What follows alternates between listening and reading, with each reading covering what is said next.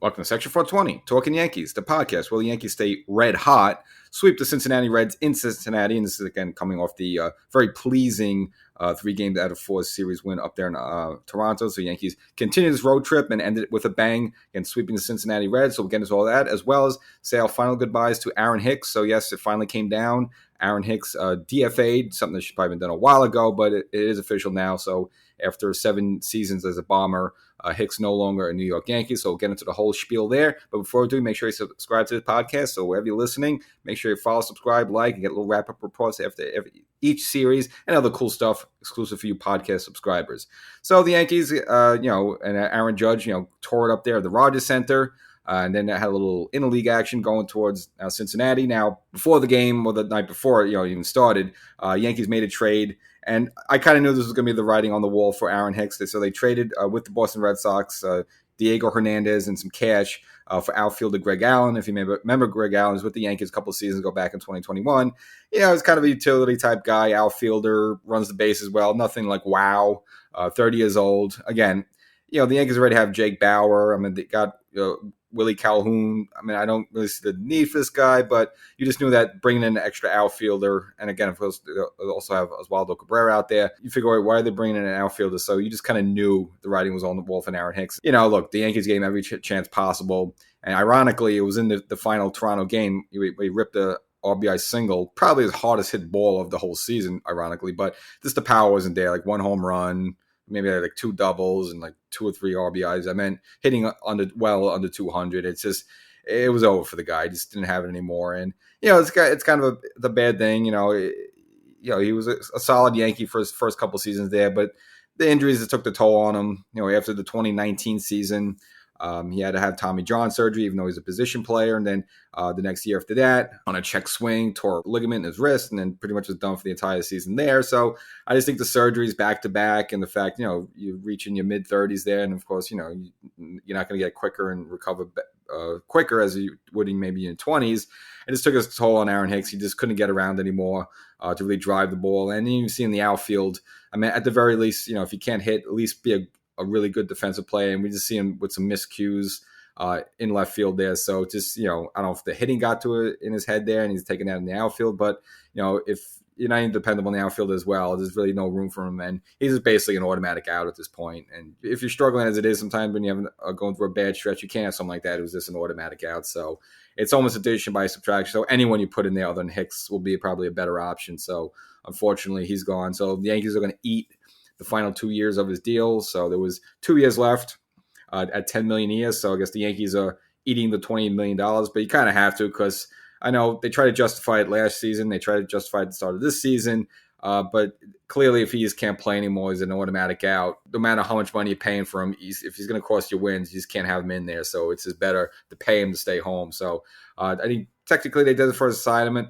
Now, they could put him, I believe, make him available on the waiver wires. I believe if someone claims him, the Yankees would get a draft pick, supposedly. I just don't see anyone taking a shot on Aaron Hicks.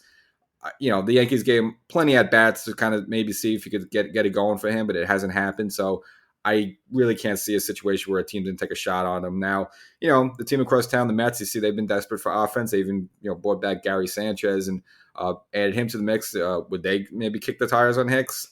I don't know, but I seriously doubt it. He's just, unfortunately, looks like a situation where he just might be done, and maybe he has to go play in Japan or the Caribbean League or the Mexican League, something like that, and maybe try to find his stroke again. Maybe have like a Matt Carpenter type of resurgence. Is it possible? Yeah, but obviously he's not going to do it here with the Bombers. So Hicks gone. Thanks for your time here. But Greg Allen in, and Greg Allen, he's more or less like a Jake Bauer type. He's not going to wow you. He's just going to play some. Hopefully he's play some good steady defense. Be speedster on the bases there, and that's kind of all you're looking for. Maybe a late defensive replacement for Judge if the game's a blowout, something like that. That's all you're really looking for him to do. Now, the first game, the Yankees came out right away, and a gentleman I mentioned before, Aaron Judge, get him on the board early with a home run, and the Yankees would tack on in the 6th there. Rizzo as well with a 2-run shot, put the Yankees up early 3-0. Then Clark Schmidt now probably had his finest game. Now, he did get knocked around a little bit in the 6th. Wasn't able to record it out in the 6th inning, but again, gave the Yankees 5 solid innings, but did leave with a 3-2 lead there, would ultimately get the win. Now, a little drama in the first game when that was Schmidt. Now, if you recall, Domingo Germán just a couple of nights ago removed from the game in Toronto for having a foreign substance on him. Now, they almost had a similar situation with Schmidt. Now, what happened with Schmidt, I guess with his glove has black fur in the inside there on the top part of the wrist. And I guess from the rosin and the sweat in the glove, whatever, it made like a little sticky substance on the top of Clark Schmidt's left wrist. And they thought maybe is he kind of dabbing his index fingers of his right hand onto that to get a little grip and then going on the ball. Umpires looked at it. They didn't see it was anything egregious, so they allowed him to continue in the game. And opposing manager David Bell did not like that, ended up getting an ejection. Actually, there was 2 ejections for him this weekend for him. And but the Yankees would go on eventually to tack on a few runs and come away, winning the first game 6-2. And for actually Aaron Boone, it was kind of some of an emotional game. He actually broke in with the Reds back in '97, and it was his first game back as a manager in Cincinnati for him. So a little bit bittersweet there for him, and of course gets off the series there with the 6-2 win. Now, Jose Trevino actually ended up having to go on the IL for a hamstring issue, and this actually finally, again, not only did Severino come back this weekend, but it was kind of exciting to finally see Ben Rovette, person involved in the Gary Sanchez, I mentioned before, Gary Sanchez, Urshela, Donaldson, IKF trade. Rovette was kind of the throw-in there, but unfortunately he's been hurt for the past year and a half, but now finally getting an opportunity for the Yankees to show what he got. And I got to say, the first game, they're quite impressive, and not going to say goodbye to Higgy right now, but I just like Rovette bat there. Just really looks steady. His first hit drove the ball as a double, later be part of a rally in the middle of the game, which I'll get into there, but quite impressive for Rovette. And again, he has the benefit of being a left-handed bat, gives the Yankees a little bit more balance there. Some of the Yankees lack a little bit. And ironically, or I don't know if he even realizes this, wearing number 38. Now, obviously, if you're a Yankee fan with a little hair on your chest, and you go back a little bit, kind of really the last pure left-handed hitting Yankee catches, probably the last one was Matt Noakes back in the early 90s there, who also wore, ironically, number 38. Now, again, I don't know if Ben Rovette knew that about Yankee history, but it's kind of ironic. Now, you might say Posada, well, wasn't Posada also a left-handed hitter? Well, it was technically a switch hitter, so I wouldn't consider Posada a left-handed batter there, but even though most of his home runs and power did come from the left side.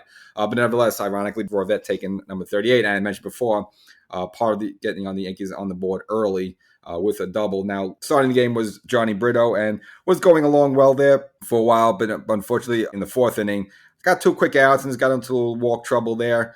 Ended up loading the bases there, but it would allow Cincinnati to score a few runs and put the Yankees in a hole 4-1. It's almost like, even though the Yankees fell behind a little bit, it's just something about the Yankees that's had a good feel from them that they weren't at, they could come right back on these folks, and that's what they did in the 5th inning.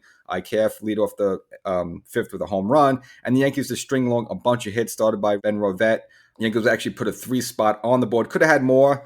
Judge actually tried to score on a Rizzo line drive to right field, and I knew right away Judge would be a dead duck. But Judge does run well for a big guy, but Rizzo kind of smoked the ball out there in right field, and the ball didn't kick around anything like that. So the right field was able to get it in quickly, and unfortunately Judge was gunned down at home. So the Yankees had to settle for a 4-4 tie there. But I think if Judge held up there, which he should have, again, the third base coach shouldn't have sent him. But nevertheless, probably cost the Yankees another run. But the Yankees would eventually go on to win this game, but it would take extra innings. And it was that gentleman, the new Yankee, Greg Allen, there as the ghost runner on second base. Judge would drive him in, put the Yankees up 5-4, and then Rizzo with the cherry on top, a 2-run home run, put the game away 7-4, and the Yankees had come away, not really getting a great outing by Johnny Brito, but able to hold on for the 7-4 win, which then brought the Yankees to Game 3, which is important because it was going to be finally the debut of Luis Severino, who'd been waiting for all season long. Now, Severino in this game was, quite good. Did give a run in the first inning there, and was a little bit controversial. It was a ball that initially was called foul, but then was overturned, which allowed Cincinnati to score the first run. Boone objected to that and was actually ejected. So he comes home to his little home cooking there, to his old organization, and gets tossed out in the game. Now, David Bell, the Reds manager, would also get tossed out later on in the game as well. But this was a game that the Yankees pretty much, again, had in hand. Severino wasn't able to get through 5 complete, did go 4 2/3 inning, but quite impressive for his first start back. Again, 4 2/3 innings, 5 strikeouts, just giving up 1 earned run there in the first inning, but it looked pretty smooth there. And the Yankee bullpen went the rest of the way. And good to see Clay Holmes actually get the save, something we haven't seen. Holmes has been used as a 7th, 8th inning guy lately for Boone, but Boone put him back in the bench coach, once Boone was tossed, decided to have Holmes close it out there. Now, a little before that, Wandy Peralta did one of his quick pitches, and that's when David Bell, the Reds manager, got kicked out there. He felt, Peralta did a quick pitch. The umpires allowed it. He objected. So both managers getting tossed in this one, but most importantly, the Yankees come away with the 4-1 win and complete the sweep. A couple of home runs in the middle there by Beta and Gleyber Torres. And, we talk a lot about Judge being red hot. I mean, over the past week, 7 home runs, hitting like 400. But Gleyber Torres is tearing it up as well. Is looking really good. Again, mentioned about Volpe heating up there and DJ LeMahieu. And again, this team's really coming around now with the offense. Again, it's not only just home runs. So you see them, especially in that middle game there. When they put up the 3 spot in the 5th inning, you had IKF lead off with a home run, but you had a string of Yankee hits to kind of rally there a little bit, including, again, Ben Rovette kind of getting that started after the IKF home run. So good, the Yankees, not only relying on the long ball, doing it all the way and getting good pitching. Now, as you expect, after Johnny Brito's start, he got sent down to AAA just to make room for Severino in the rotation there, so you kind of knew it was going to happen. And, Brito, I'm not going to say a little disappointed with him. I thought, I liked him in spring training. I thought he would be a little bit better. He seemed to have had a couple of games where he blew up a little bit, but you see his stuff is good. I mean, he throws 97 miles per hour, like he has no effort there, and he still hit 97. So some good stuff there. So maybe he needs to work on a few things, and at some point he'll come back. You can see, so I guess they decided to stick with Clark Schmidt there to hold down that 5th starting spot there, even though, Schmidt, again, his start, recent start was, in the first game against Cincinnati was good quality. At some point, though, I think, again, Schmidt is better suited for the bullpen. But if you want to compare Schmidt and Johnny Brito right now, the two of them, lately, you can say Schmidt's been a little bit better, so I can at least understand why they want to stick with him in the 5th and send out Brito just so he can work on some things, and maybe he's somebody you see later on in the season. And shockingly, Albert Abreu getting the win in the 3rd game, actually getting that final out in the 5th and pitching an inning after that, and not getting bombed. He's been kind of horrendous lately, but he actually officially gets the win there. So Yankees looking good, climb a little bit more up that AL East ladder there. So now in 3rd place. Just 5.5 back of Tampa, so Tampa's actually come to earth a little bit. Now the Yankees get Monday off, and then the Baltimore Orioles, another team the Yankees are kind of looking up at. Yankees are 2.5 games behind them, and the Yankees last time faced Baltimore in Baltimore lost 2 out of 3, so I'm sure the Yankees want to return the favor there, maybe, and just keep crawling up that AL East ladder there for the Yankees. 9 games now over 500. So it's funny. I guess it was it was pointed out. Since that time when I remember things were just like looking horrendous about 2.5 weeks ago, and then Cashman had to come out. I believe it was after the Cleveland Guardian game where when Boone took Herman out early and the Yankees blew that game, had a 2-0 lead, ended up losing 3-2, and then Cashman had to come out the next day and say, "Don't worry, what we're doing, blah blah blah."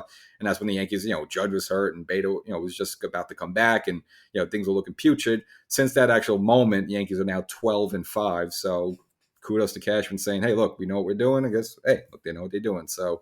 That's that. So Yankees get the sweep. Things are looking good. Come home, host the Baltimore Orioles, and no more Aaron Hicks to kick around anymore. And I liked him. Just unfortunately, just didn't have it anymore. So he's gone. Severino will come back. First start in the bag, good. Carlos Rendon continues to throw, even though he had the chronic back issues, but they gave him some a couple of cortisone shots or whatever, and he's working his way back. No timetable yet, but that keeps going, and still no timetable on Donaldson, who supposedly cut his finger on something making a bologna sandwich. So no rush for him to come back. So he could take his time there. So we'll catch you on the next one.